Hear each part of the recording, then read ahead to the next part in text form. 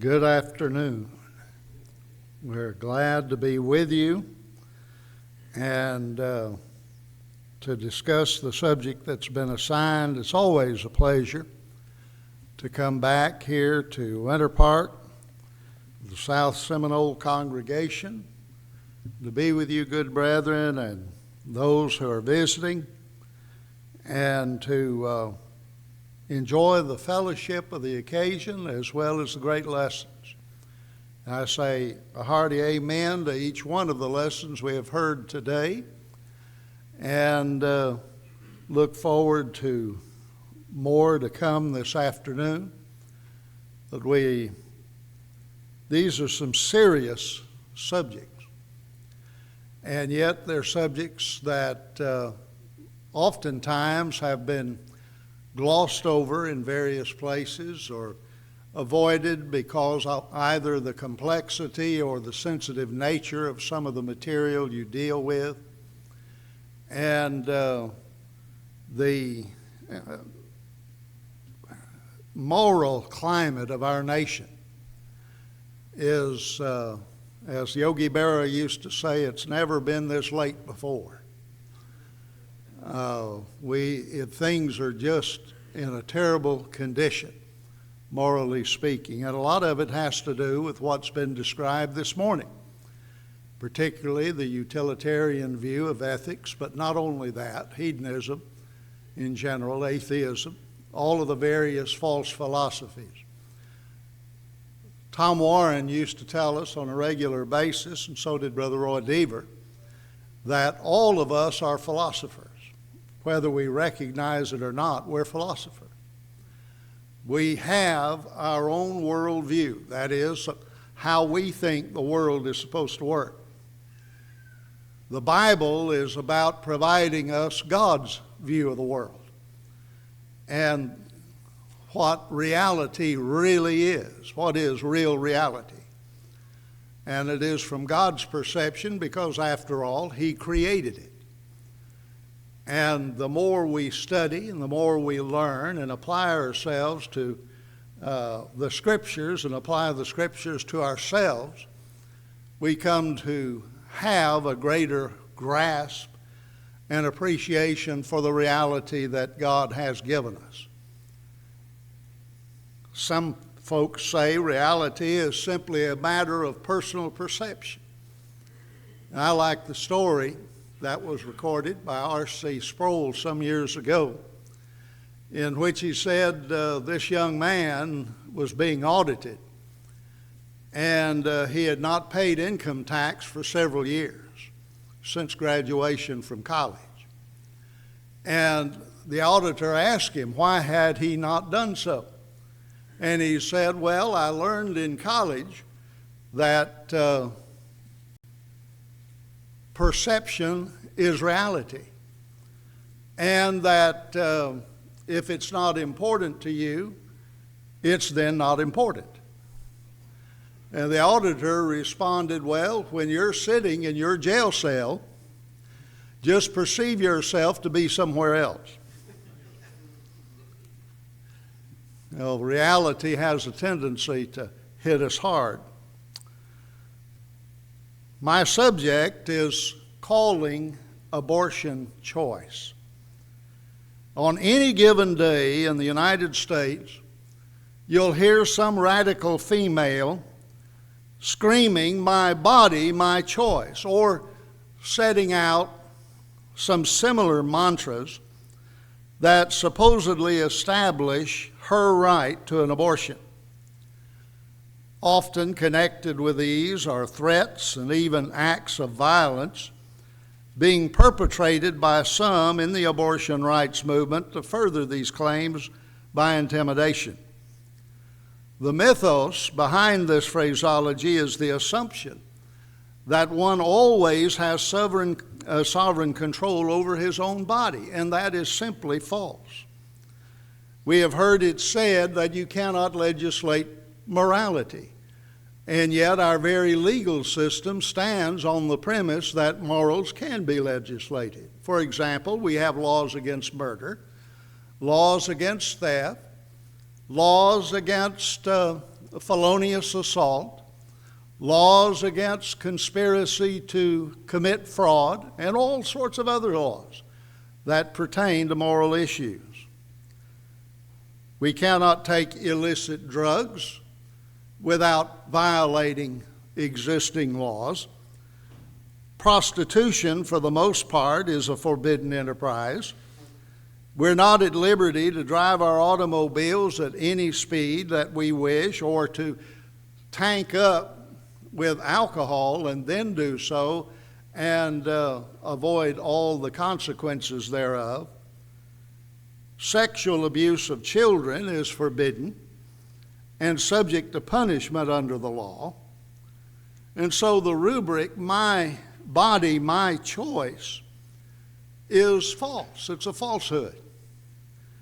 And it seeks to hide responsibility under a flawed euphemism. The term choice implies a right that does not really exist because it is premised on a monstrous falsehood. The body of the child in utero is not the body of the woman. That is a simple fact. Neither is that body a part or appendage to her body. The body of the child is a distinct entity in and of itself. Neither does the dependency of the child's body upon the nurturing benefit of the mother's imply a sovereign control of the latter over the former. If you argue that dependency is the basis by which you can abort a child, then you can also murder or kill a 2-year-old, because a 2-year-old is as much dependent upon the mother as the unborn child when you get down to it. In fact, what we have seen over the last week, since Saturday of last week in fact, and have watched the protests going on in our own nation, where individuals are touting and rejoicing in the murder of children. We're talking about babies, some 40 babies, for example, that were beheaded by Hamas. We're seeing the implication of this view that dependency justifies any action. When you have this type of view in abortion, then you're going to raise up a generation of young people who are hardened and hard-hearted against the rights of others, and especially those who cannot defend themselves, who cannot take care of themselves. It is not surprising to me that we have people coming to the defense of murdering terrorists who are of the same group of people who also promote abortion in this nation. The two tend to go together. There is a tendency for the views that justify or seek to justify abortion, to justify genocide, infanticide, and euthanasia and everything else. They go together. On January 22nd, 1973, the U.S. Supreme Court, by a 7-2 decision, declared as unconstitutional all state laws protecting the rights of preborn children by holding abortions illegal. They struck all of that down. In this case, Roe versus Wade, the central argument turned on the viability of the fetus, the term used to describe the preborn. Ironically, the term itself is from the Latin term, fetus, meaning little one. And relative to humans, it always referred to a child. The English derivative came to be used of a child in utero, and thus with the idea of embryo.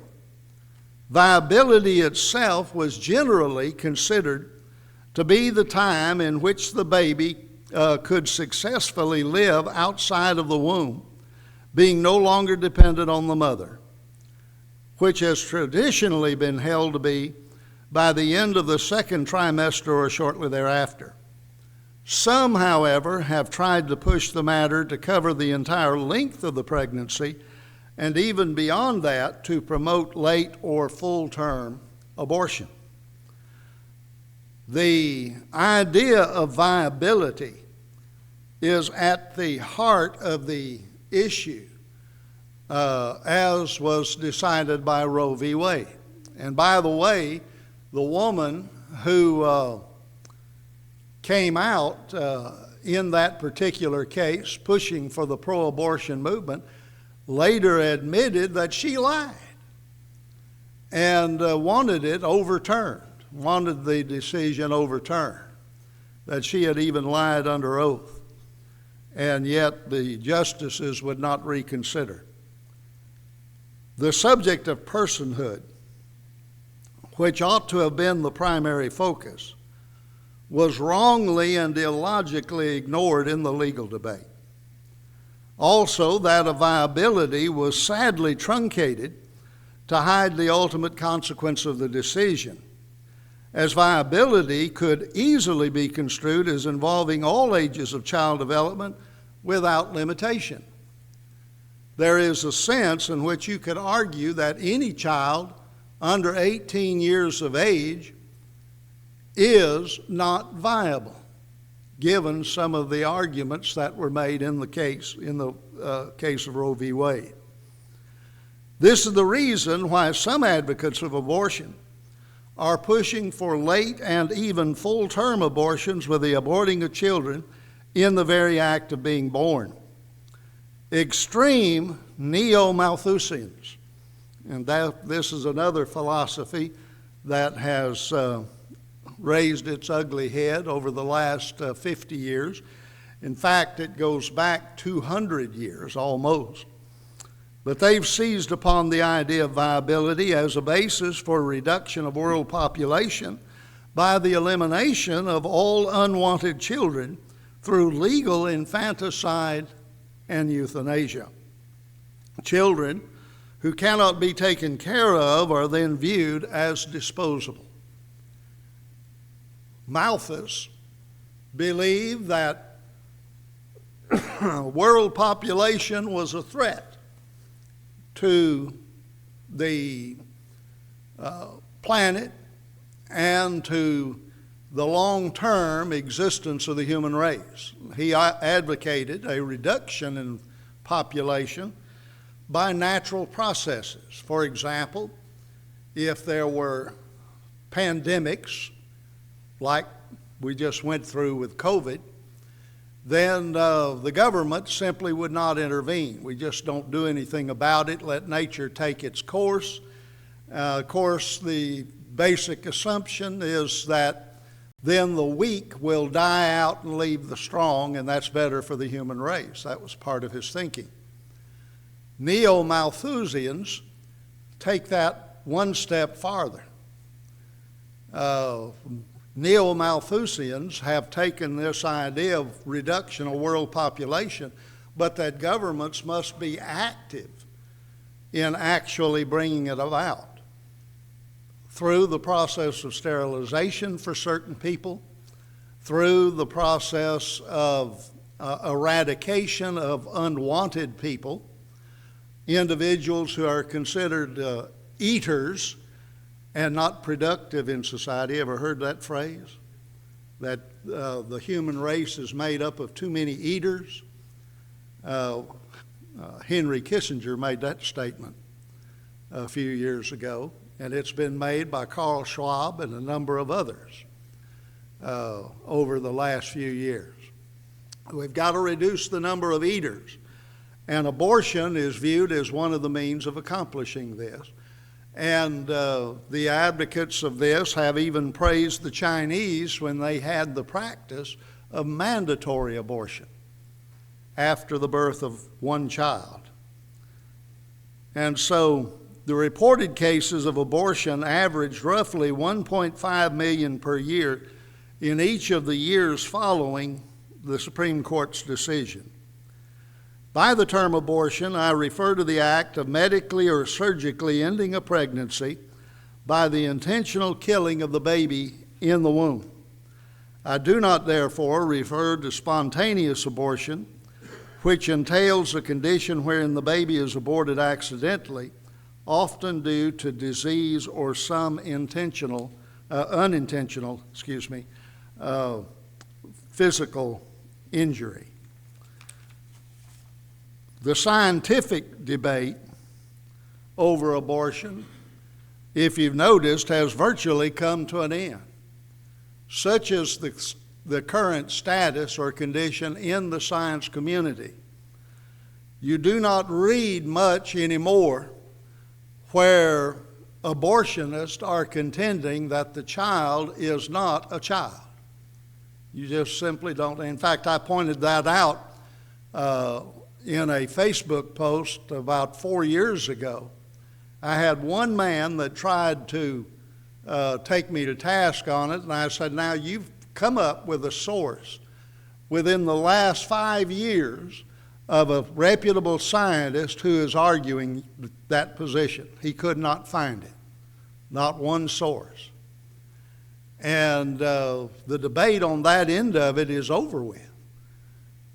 The medical development that we have seen, especially with the technology, where they're able to go in and view not only the development of the child, they can go all the way back. They can go to the very beginning and have seen the process of fertilization itself and now bring it forward up to the time of the birth of the child.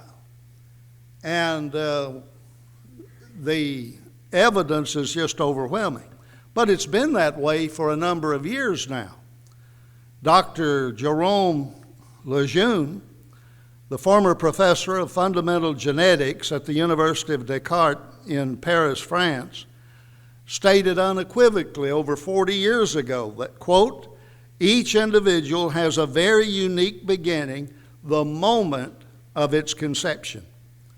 He then added, quote, the human nature of the human being from conception to old age is not a metaphysical contention. This isn't about religion or spiritual aspects of things, he's saying. It is plain experimental evidence, unquote. In other words, science itself settled that aspect of it.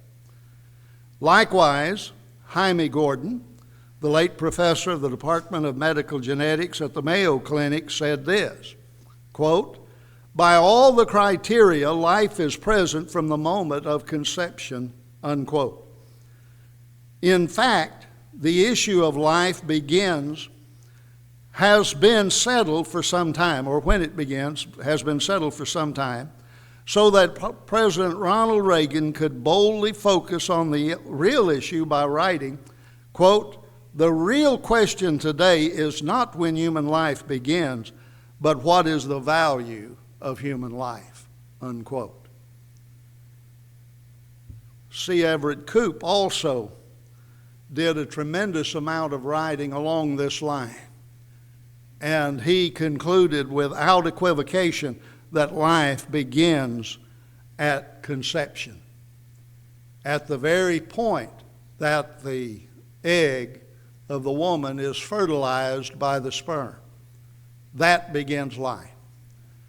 Here are two questions to ask when debating this with someone. Number one, when the egg is fertilized by the sperm, is the entity produced living? Answer, yes.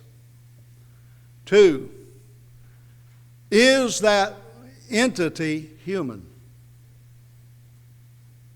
Yes. That settles the issue right there. At that point, that is a human child, not a potential human child, but a human child with great potential. And this is really what we're dealing with. But when we get into the biblical record, the evidence is even more compelling because we have God's view of things. And after all, God is the one who created us. He is the one who has the ultimate say in everything. To the law and to the testimony, if they speak not according to this word, it is because they have no light in them. Isaiah 8, verse 20. What does God's word have to say about it? It addresses the matter of personhood and the unborn. The concept of personhood is well established in the biblical record, being signaled in the beginning of time with a revealing of the simple fact that males and females each have in some form a seed, what is termed in biological science as a gamete. There is both a male and female gamete involved in the origination of each human being, as we have just noted. The egg or ovum is fertilized by the sperm, the male gamete, and the result produces a child. It produces, by the process of procreation, a human child. The only exception in the biblical record to this process involved the case of Jesus Christ, who was conceived by the seed of the woman without the agency of a human male, Genesis 3:15. We have known for years, and the Bible itself speaks of the seed of man, but Genesis 3:15 informed us centuries ago of the role of the woman in the conception with its pre-scientific information. For many years, in fact, you can go back and look at documents from even the Middle Ages, women were considered to be, as far as the birth process, like an incubator. That the child was all male as far as the seed was concerned, and that somehow, mysteriously, you still had both male and female come out of the process, with the woman being the incubator for the male sperm or the male seed. Logically, and yet the Bible rejected that, taught contrary to that back in Genesis 3:15. Logically, this fact would follow. If the fetus is alive, then the fetus is a life form. If it's a life form, then what kind of life? It obviously has to be human life. The fetus or baby is simply not fully developed. Just as a squirrel in embryonic form is still a squirrel. A turtle in a fertilized egg is still a turtle. This simple fact has been ignored by the pro-abortion people, including the media and the doctors who commit the heinous act. And by the way, when you get down to it, we're talking about the lessons this morning. What is at the heart of this is this. It is the love of money being once more the root of all kinds of evil. If there was no money in transgender surgery, if the money were drained out of the process and out of the system, it'd collapse overnight. The same is true of the abortion industry. There is a great book. In fact, there are a number of books I recommend at the end. This particular book I was going to, Gary reminded me of it, he put it in. A book by Carol Everett entitled Blood Money.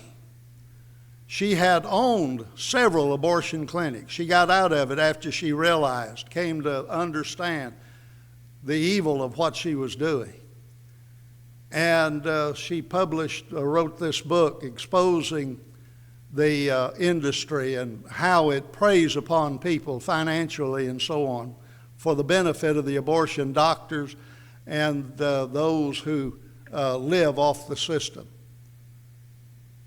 The vast majority of the doctors that are involved in this know better scientifically. They do it for money's sake. They ought to be ashamed. The very point of conception is the beginning of the life of the baby. Abortion mills try to portray themselves as abortion clinics or family counseling clinics. But in reality, they exist for the financial gain of the doctors, nurses, administrators, and shareholders with nothing less than blood money.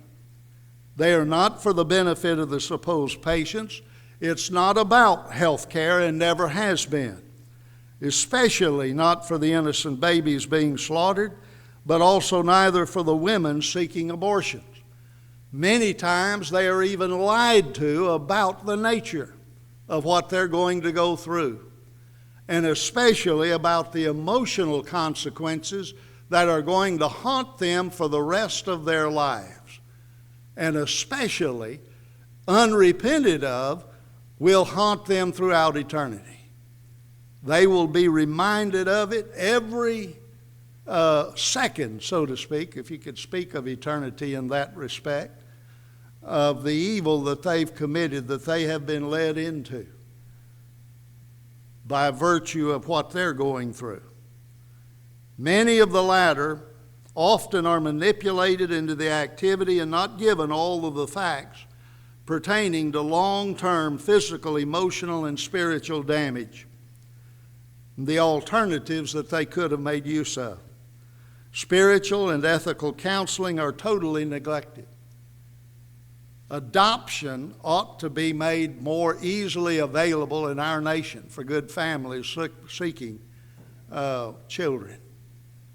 And our government has been responsible in large part for making adoption too expensive and too complicated a process. And they bear responsibility for the murder of millions of children. Brother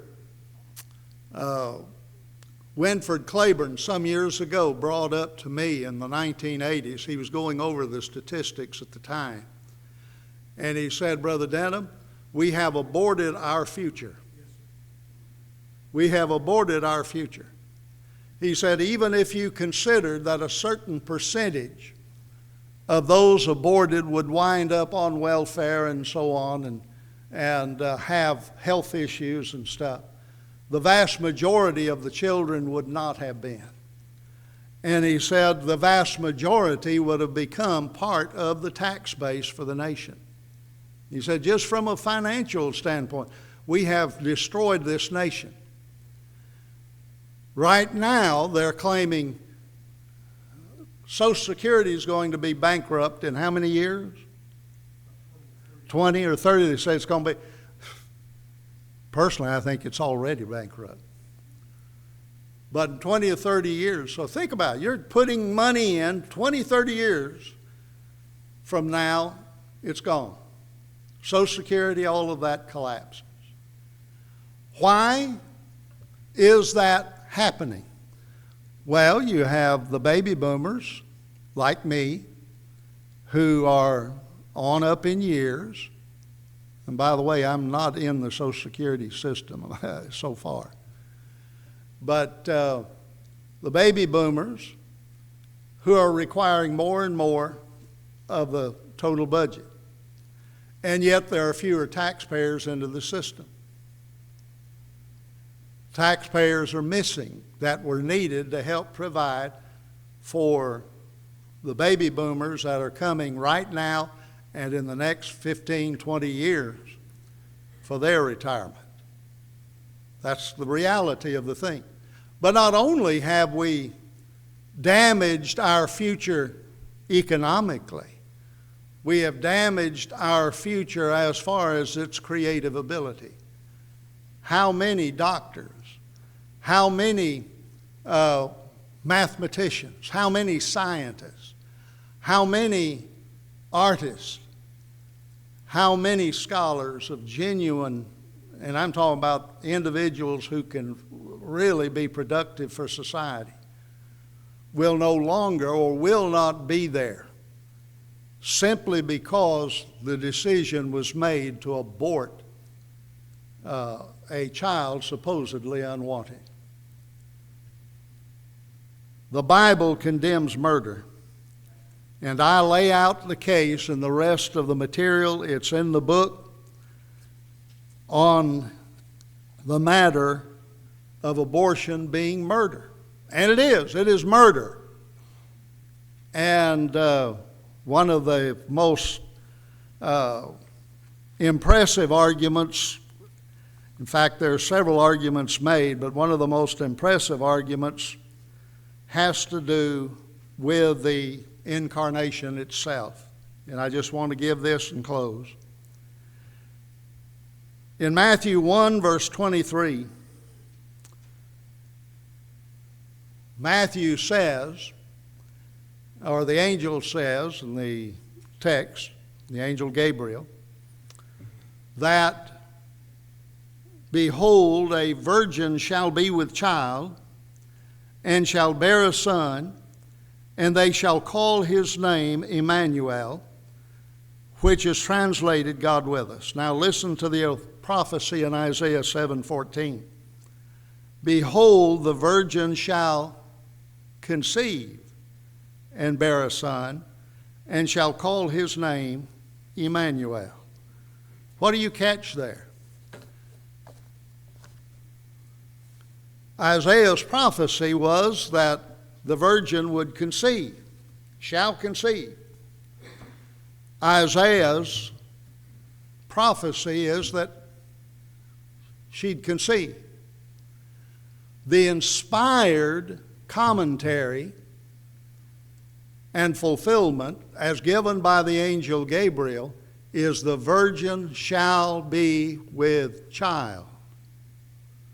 That is equated in the construction with shall conceive. That is the inspired commentary of God on the matter.